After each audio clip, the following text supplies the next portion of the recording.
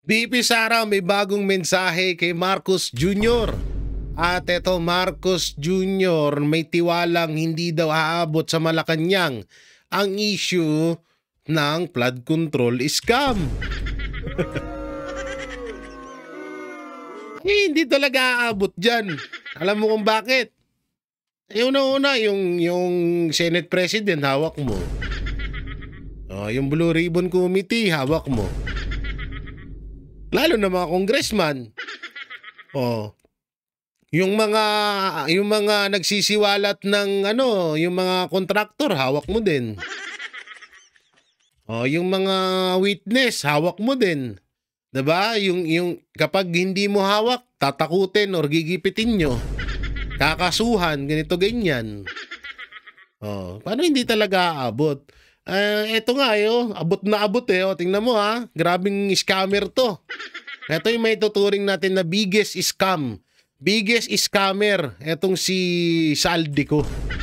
Sara confirms using confidential funds to prove Saldico in DepEd laptop scam. Lupit. Obsessed na tong tao na to sa pera, no? Lahat na lang kaya pala, ba't mo lang to nilabas, BP Sara? Kaya pala gigil sila sa confidential fund na 125 million ni Vice President Sara Duterte kasi sa kanila pala ginagawa. Sa kanila pala iginagastos yung confidential fund na yun.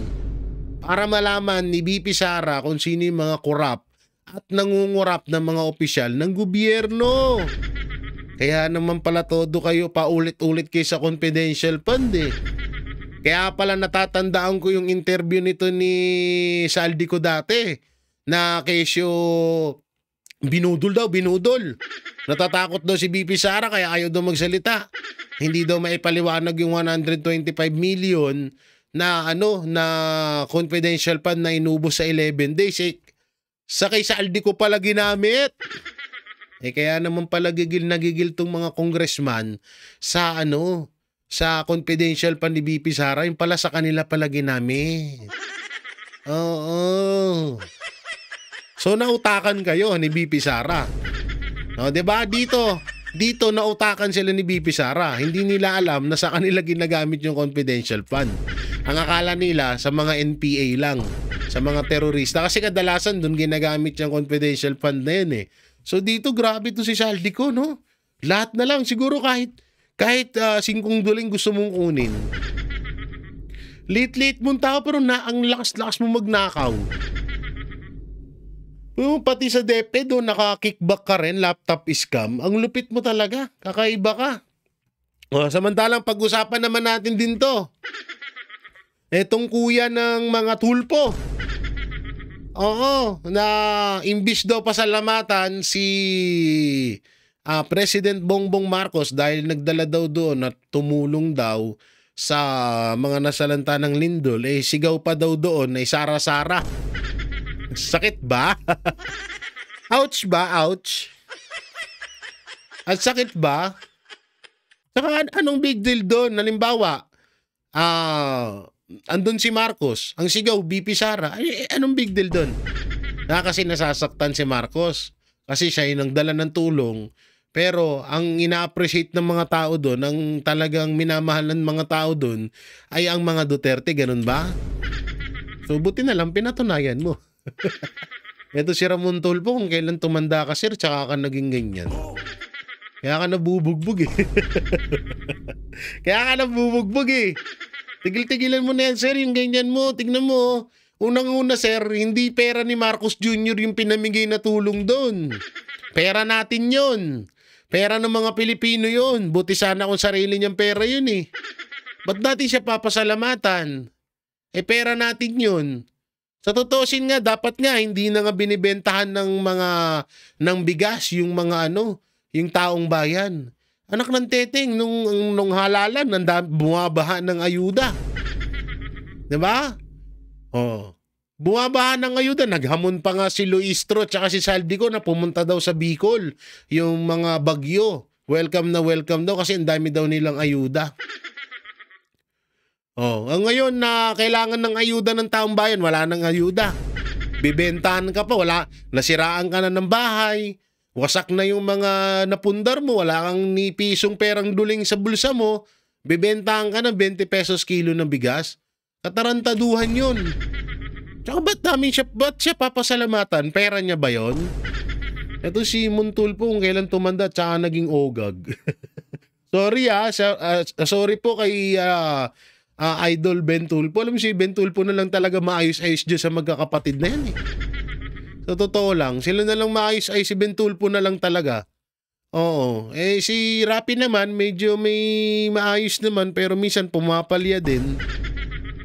Pero dito kay Ben Tulpo, ako talaga hanggang ngayon pinapanood ko pa rin at sana nga siya na lang nanalo eh. No? Si Erwin biglang kumambyo eh. Wala, bata pa rin ni Romualdez. Ito pa isa. Ito sabi, si Rodrigo Duterte ay hindi inaresto ng ICC. Siya ay dinukot ng mga Pilipino sa Pilipinas at isinuko sa mga dayuhan. So sino ba yung mga Pilipino na yan? Yung mga Pilipino na yan, si Bongbong Marcos, si Torre, si Remulla, sino pa ba? Marami pang iba. Si Marbil, si Pajardo, si Romualdez. Sino pa ba ang mga dumukot? Diba? Ang dami nila. So talagang tama itong sinabi ni Teodoro Locsin Jr.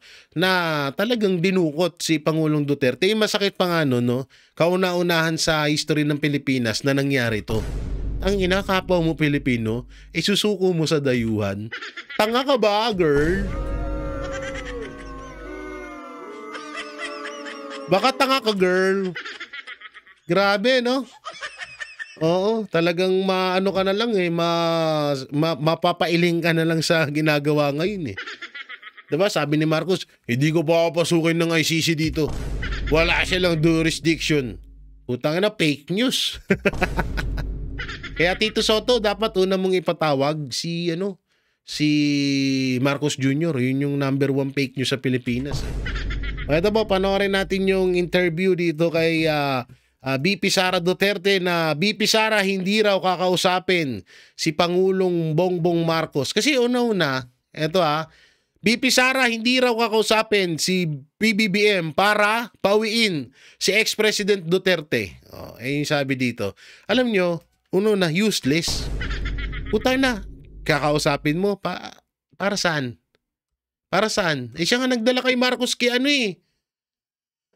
nga nagdala kay Pangulong Duterte sa ICC. Kung hindi dahil, presidente siya, hindi niya mapipigilan yon. So, ibig sabihin, kagustuhan niya yun. Tapos, kakausapin ni BP Sara para saan? Naglolokohan? Plastikan? Katarantaduhan yun. Ito po, panoorin natin. Hindi raw kakausapin ni Vice President Sara Duterte si PBBM para mapauwi ang amang si dating Pangulong Rodrigo Duterte sa bansa.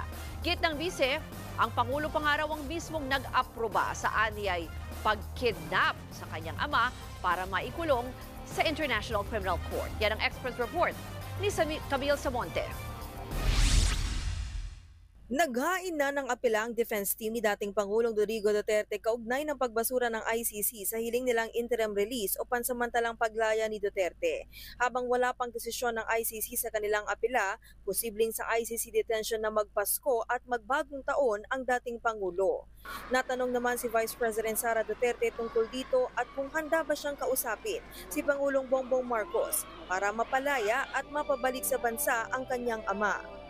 Hindi ko kakasapin si BBM para kay dating Pangulong Duterte dahil ang sa akin is yung ginawa nila na kidnapping ng isang Pilipino sa loob. There's no going back sa ganun, ma'am. Trabaho niya yun at trabaho niya yun in a sense na inaprubahan niya na hindi niya dapat ginawa bilang isang Pangulo. Samantala, bumuelta rin ang Vice Presidente sa reaksyon ng palasyo sa kanyang pagpuna sa administrasyon sa pagtugon nito sa korupsyon. Ayon kay Palace Officer Yuse Claire Castro, puro salita, bintang walang ebidensya at walang kwenta ang akusasyon daw ng bise. Pero giit ng bise, pinipili lang ang mga iniimbestigahan ng administrasyon. Hindi lang dapat sa administrasyon ni Pangulong Duterte. Kung meron pa sa administrasyon ni Pangulong Aquino, ni Pangulong Arroyo, lahat. Kasama na rin yung iskandalo sa korupsyon sa administrasyon ni Pangulong Marcos. So wag silang selective. Wag silang Duterte ng Duterte lang. Wala BP Sara kasi pag hindi sila nag-Duterte lang, kawawa sila. Unang-una, wala silang mapagdadivertan ng issue na para sa kanila. Kailangan kasi kapag, di sa totoo lang, kapag Duterte kasi talaga ang binanita, papanoorin at papanoorin ng mga Pilipino eh. Diba? Papanoorin at papanoorin ng mga Pilipino kapag Duterte. Kapag ayan na, Duterte na. Pero na, kailangan nating mapanood dyan. Tingnan nyo, nung halalan, akala nung yung ibang tanga, mananalo sila kapag binanatan nila mga Duterte. Kasi nga, malakas talaga mga Duterte. Pag bumanat ka sa mga Duterte, katulad na lang yan, yung mga tukmol dyan sa Congress. Diba? Yan sila Abante, sila Fernandez, si Attitude Boy, si Paduano, si Luistro, si Adyong, sino pa ba iba dyan? Si Kangkong. Hindi naman natin yung mga kilala yung mga yan eh. Sa totoo lang, hindi natin kilala yan eh. Si Akop, hindi natin mga kilala yan. Pero nung binanatan na ni Abante, binanatan na ng mga kongresista na Kupalo soldier ni Martin Romualdez, doon natin sila nakilala, di ba? So, mali lang yung taktika nilang naisip na akala nila siguro mananalo sila. Yung iba nga dyan ginamit lang din ang pangalang Duterte para manalo. Sorry po maraming dyan. O katulad lang ni Tolentino, ni Gatchalian, Risa Ontiveros. Di ba? Sino pa? Maraming mga politiko na hanggang ngayon ay ginagamit ang pangalang Duterte para lang manalo. Kahit saan kang sulok ng Pilipinas, takbuhin mo mayor, gobernador, congressman, vice governor, senador. Si Risa Ontiveros, nakailang takbo na si Risa, hindi na nanalo. 3, 4, ganun.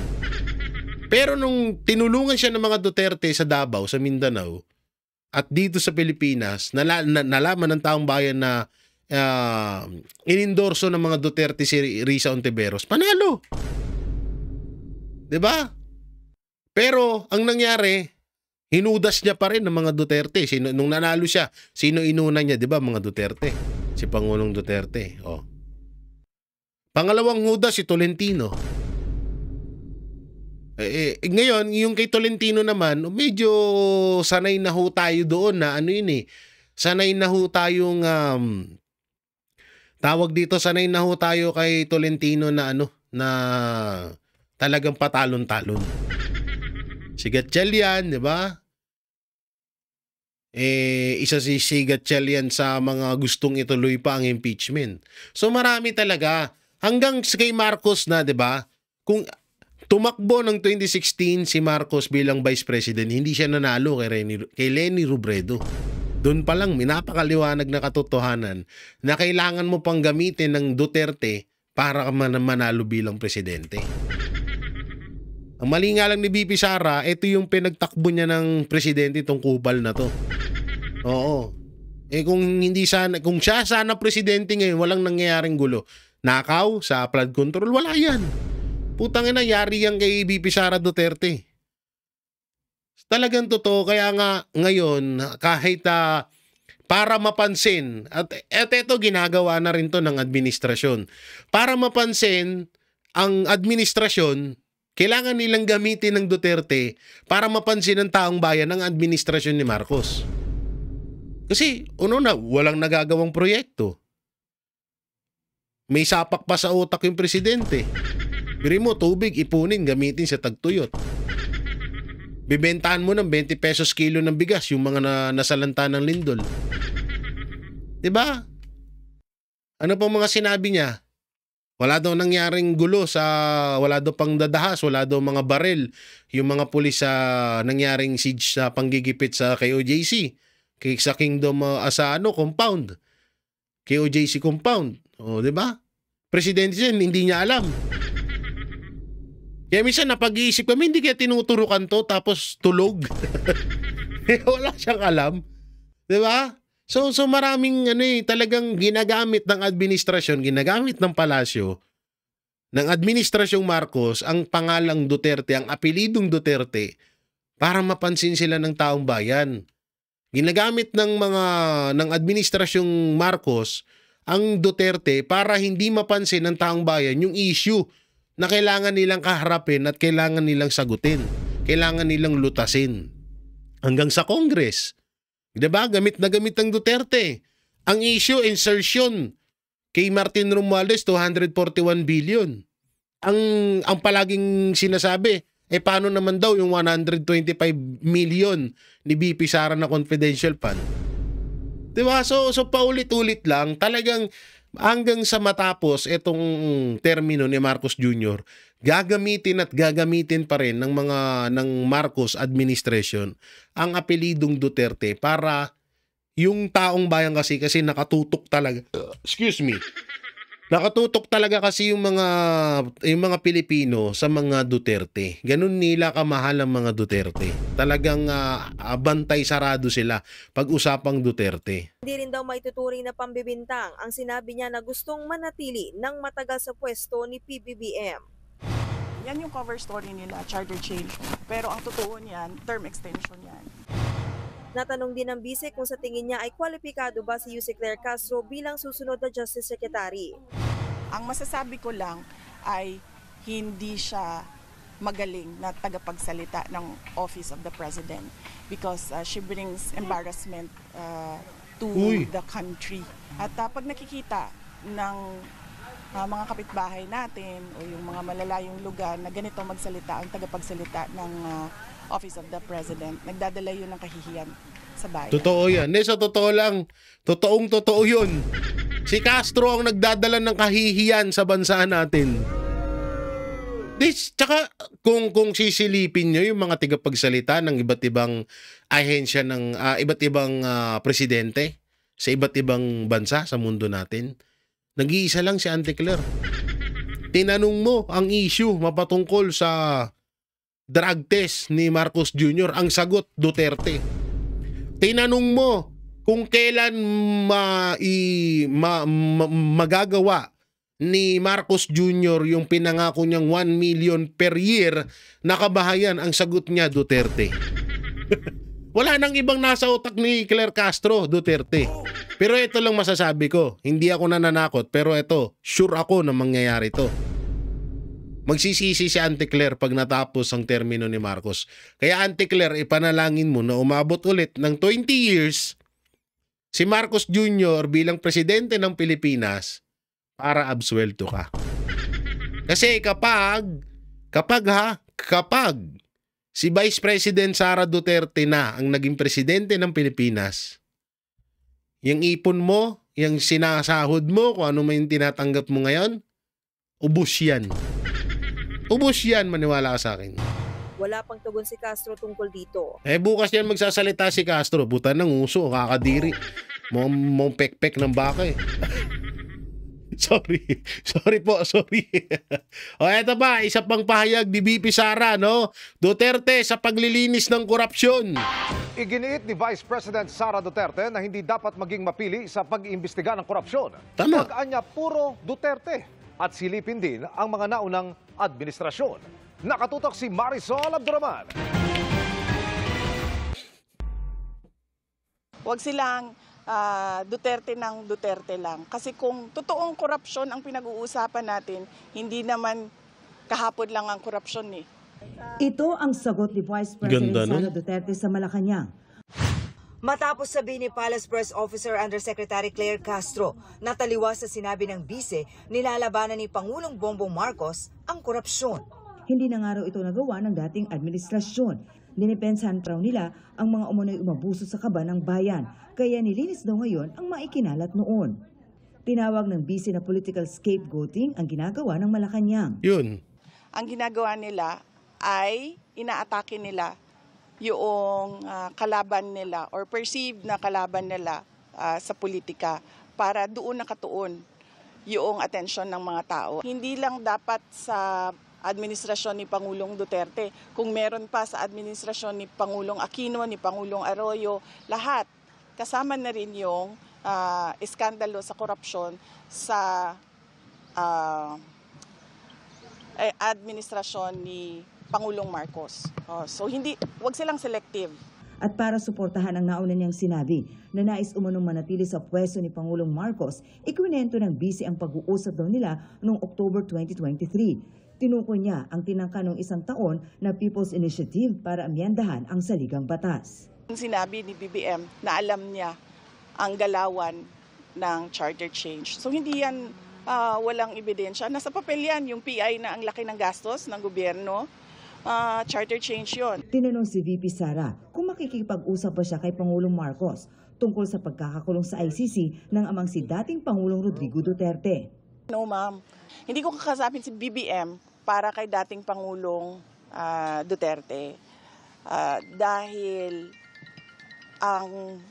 ang sa akin is yung ginawa nila na kidnapping ng isang Pilipino sa loob, government kidnapping ng isang Pilipino sa loob ng ating bansa. There's no going back sa ganun, ma'am. Hininga namin ang reaksyon ang Malacanang sa mga sinabi ni Vice President Duterte.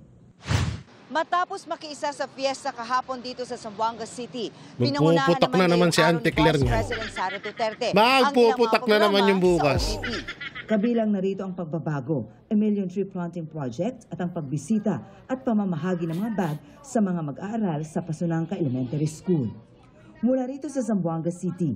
Magwawala na naman si Auntie Claire dito bukas. Kung ano-ano na naman sasabihin nun. Kung ano-ano na naman pero nakakahiya yun, no? Putang ina, salot ka ng Pilipinas. Hay! Nakakaya nung yun guys, no? Tangina, salot ka ng Pilipinas. Ikaw yung peste, ikaw yung kahihiyan na nagdadala sa Pilipinas. Sa totoo lang, kahihiyan din talaga ang dinudulot ni Auntie Claire. Oo, tsaka puro pa ka fake newsan. Oo, lahat na lang fake news eh. 'Di ba? Ewan ko na lang kasi talagang alam naman na natin kasi kung halimbawa matinong presidente ang pipili ng tigapagsalita, malabo din naman talaga na mapili si Auntie Claire. Malabo talaga siyang mapili. Kaya nga wala sa katinuan si Marcos Jr. at alam niya rin naman na pwede niyang utos-utusan or gawing puppet etong tigapagsalita niya. Tigapagsalita niya nga eh. Di kasi may mga level-level. Hindi porke tigapagsalita ka, kailangan bumanat ka na ng bumanat kagaya ni Auntie Claire. Eh bakit si Harry Roque, Attorney Salpanelo, 'di ba? Si yung isa pang tigapagsalita dati, maayos naman. 'Di ba? Pagdating kay Auntie Claire, sablay eh. Nagbara yung inidoro nila Marcos Jr., sinisi sa Duterte. Sumakit ang ngipin ni Marcos Jr., puro tartar, isinisi sa Duterte. So lahat na lang talaga. Kaya nga talaga, ang nakakainis dito, siya yung nagdadala ng kahihiyan sa Pilipinas. So yung sa madaling salita, salot sa Pilipinas si Claire Castro. Pero alam naman natin na balang araw ay pagsisisihan din yan ni Claire Castro lahat ng kasi naka-record yan eh. Spokesperson ka ng Malacanang eh. Tigapagsalita ka. Tigapaghatid ka ng mga nagagawa ng Malacanang pero puro paninira ginagawa mo. Lahat naman yan naka-record. So iindahin yan. Ngayon hindi nila lahat yan.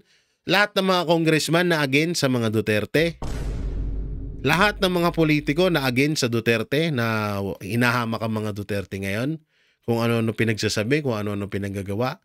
Yung mga korap ngayon, yung mga korap ng mga kandidato, ng mga politiko, hindi nila iniinda ngayon yan kasi nga hawak nilang kapangyarihan. Pero pag dumating yung araw na tapos na ang kanilang termino, doon nila iindahin lahat yan. Kahit to si Auntie Claire, baka bigla itong mawala sa Pilipinas, baka tumakbo to ng ibang bansa. Si Tory nga, hindi na nga natin namamataan, baka nasa ibang bansa na rin. 'Di ba? So talagang lahat ngayon sobra yung saya nila kasi nga una naging malaya ang korupsyon sa bansa natin kasi nga walang kwenta yung presidente.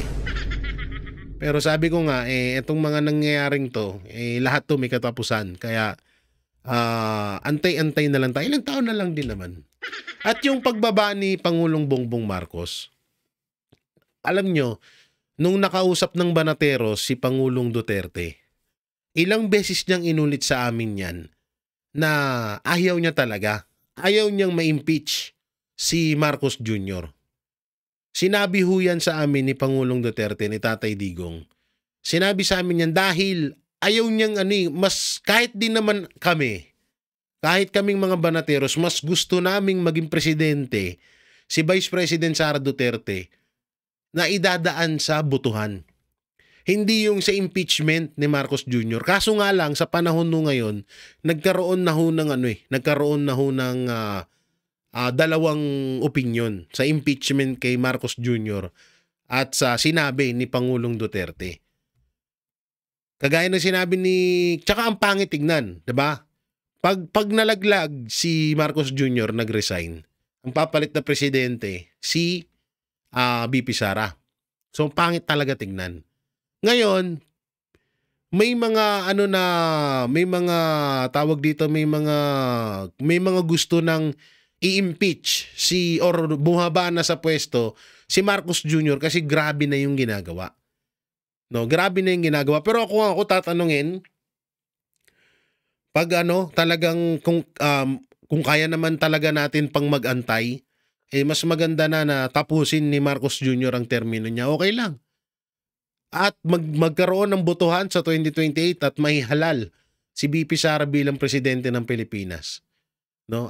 Pero ngayon, yung impeachment kay Marcos or pagbaba ni Marcos, kung halimbawa magkataon man, pabor din po ako, walang problema kasi grabe na rin Grabe na yung korupsyon, grabe na yung panggigipit sa tao. Pag hindi ka kaalyado ng mga Marcos, yari ka. Kaso ka dito, kaso ka doon, pwede ka pang ipapatay. Kagaya nung ginawa sa isang vlogger, di ba? So yun ang dyan. Kaya nga itong palasyo, eto nga yung sinasabi nila dyan. Pres Marcos, tiwalang di aabot sa palasyo ang issue ng flood control. Panoorin. Wow, grabe talagang confident. Confident si Kupal panoorin natin. Naniniwala si Pangulong Bongbong Marcos na hindi aabot sa Malacanang ang mga alegasyon ng katiwalian kaugnay pa rin ng mga flood control project. Handa rin siyang magbigay ng kopya ng salin o tala ng mga Utangin na, walang salin, walang kwenta naman yung salin na yan.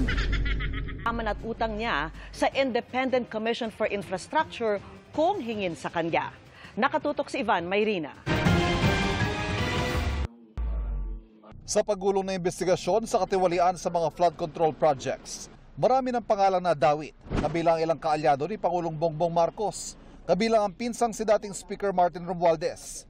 Tanong ngayon sa Pangulo, aabot ba mga aligasyon sa Malacanang?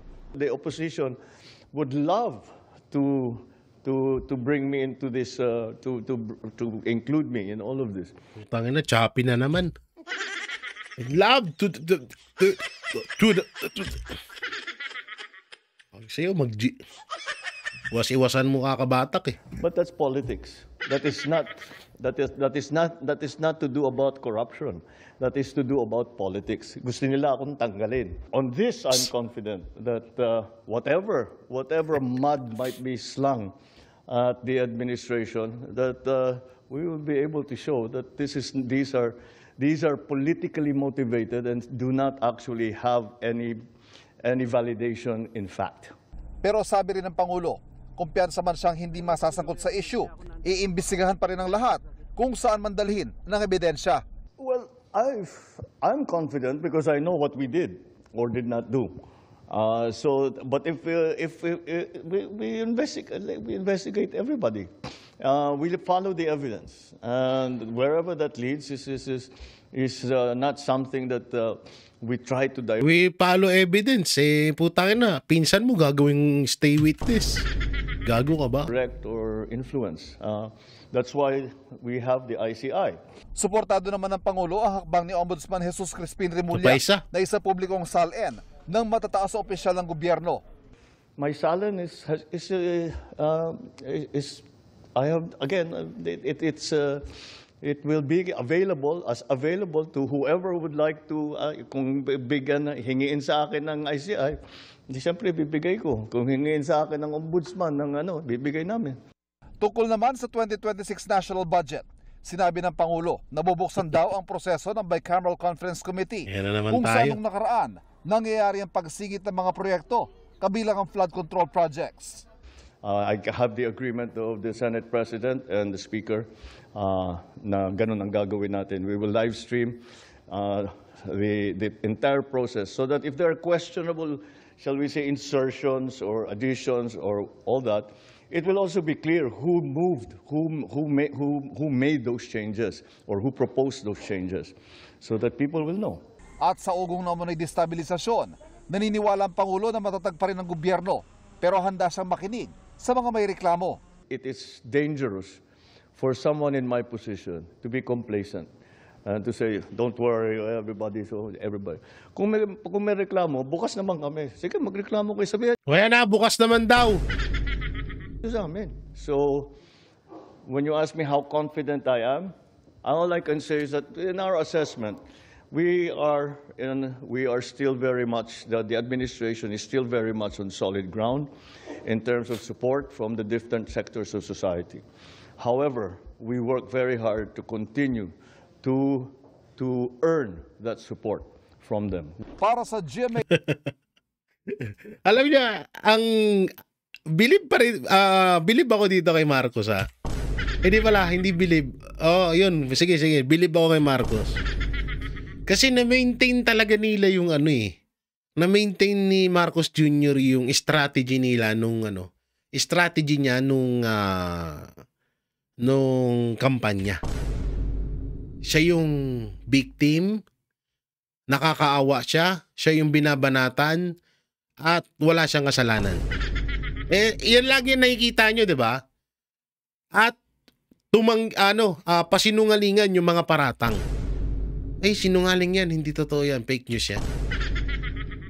Bukas po ang aming pintuan para pakinggan ang hinanaing ng taong bayan. Ano pa ba? Na handa silang pakinggan ang hinanaing ng taong bayan. Puta na, mag-rally ka lang dyan. Maya-maya, nandyan na si John Vic Remulla. Handa daw sila ha, handa daw. Grabe no, talagang na-maintain ng ni Marcos Jr. yung ganitong larangan na dito nila kasi nakuha din talaga yung boto yung boto ng taong bayan kasi nung panahon ng botohan talagang lumabas doon na aping-api si Marcos Jr. Pinagkakaisahan siya. At hanggang ngayon dala-dala niya ho yan. Na siya yung aping-api, wala siyang kasalanan sa anumang binibintang sa kanya. Hindi siya adik. 'Di ba? Lahat. Kaya nga tama si BP Sara sa decision niya na never niya na dapat talagang kausapin etong si Marcos Jr. Kasi nga lang to para kang kumausap ng diga mental. Dito to, sorry po Sorry po sa kasi una-una, kakausapin mo siya tapos babaliwalain niya lang din yun. Tsaka bakit kakausapin ni Bibi Sara si Pangulong Bongbong Marcos mapatungkol sa pagpapauwi kay Pangulong Duterte? Siya nga yung unang pumirma dyan. Siya yung unang pumayag na dalhin sa dahig etong si Pangulong Duterte. So para saan yung usapan, di ba? Kaya tama yung desisyon ni Vice President Sara Duterte at yung mapatungkol naman na wag mag-focus sa mga Duterte, tama din ho yun. Kasi ang dami-dami yung presidente, bakit kay Pangulong Duterte lang na administrasyon ng tututo kayo? Bakit yung kay Aquino? May tulay na walang ilog. May tulay na gawang kahoy. Ang dami. Ang dami ring nakawan na nangyari doon kay GMA. Kahit umabot pa kayo sa panahon ni Cory Aquino, ni Erap, ni Ramos. Mas grabe kay Ramos. Putay na, yung usapang brand out. Bibentahan ka ng bibentahan ka ng generator. Yung pala, talagang sinasadya magka-brand out sa Pilipinas. Lalong-lalo na nung corruption nung yung panahon ng tatay nito, 'di ba? Na-record pa sa Book of Record. Biruin mo 'yon. Siya lang ang gumawa nun sa kasaysayan ng mundo. Yung matinding corruption nun. Kaya nga etong si Marcos Jr. mapahanggang ngayon, talagang hindi niya makuha yung loob ng taong bayan na mahalin siya at pagkatiwalaan siya. Kasi biruin mo, kung sa totoo lang, kung tinuloy lang ni Marcos Jr. yung Build Project ni Pangulong Duterte, War on Drug ni Pangulong Duterte, at panagutin niya tong pinsan niya, lahat ng mga kuratong baliling sa Congress, panagutin ni Marcos, baka mabago pa yung paniniwala sa kanya ng taong bayan. Kahit kami, ng mga banateros, baka suportahan pa namin to, si Marcos Jr. Kung hindi siya naging ganito. Kaso, nung una pa lang din naman kasi, at sa lahat naman ng banateros, ako lang naman din yung hindi rin nakinig. Parang kasing tigas ko din ng ulo si BP Sara Hindi rin ako nakinig sa payo ni Tatay Digong na wag iboto tong weak leader na to. Nag-iisa ako sa banateros. Ewan ko lang si Sir Jack. Baka dalawa kami ni Sir Jack. Kasi sila Banat Bay, Cocholi, Busdada, Master Judea, Paring RJ, Isko Moreno kasi ang binoto niyan na presidente. Pero solid sila kay BP Sara. Ako, binoto ko to si Marcos tsaka si BP Sara. At ng buong pamilya ko. Kaso nga lang, nagsisisi kami. Utangin na, delubyo pala. Delubyo pala. So yan mga banateros, mga kabiyaya, anong may kukomento nyo dito sa mga pahayag ni Vice President Sara Duterte at dito sa malaking tiwala ni Marcos Jr. na hindi daw aabot ang usapang korupsyon sa kanyang sa Malacanang or sa palasyo. So ano pong may kukomento nyo dyan, comment nyo lang dyan sa baba. At yung pinaka-brutal doon, yung pagiging nakakahiya or insulto kay Auntie Claire na isang salot sa bansang Pilipinas. Ano pong may kukomento nyo, i-comment nyo lang po dyan sa baba. At paki-like and share po ang ating video at etong video na to. Pakisama na rin yung join button at super thanks dyan. So maraming salamat. Ingat po kayo palagi. God bless and peace and bye-bye.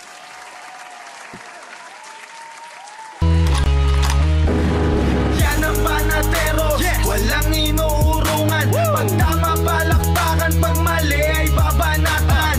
Yan ang Banateros, boses ng ordinaryong Pilipino. Banateros ay walang makakaawan.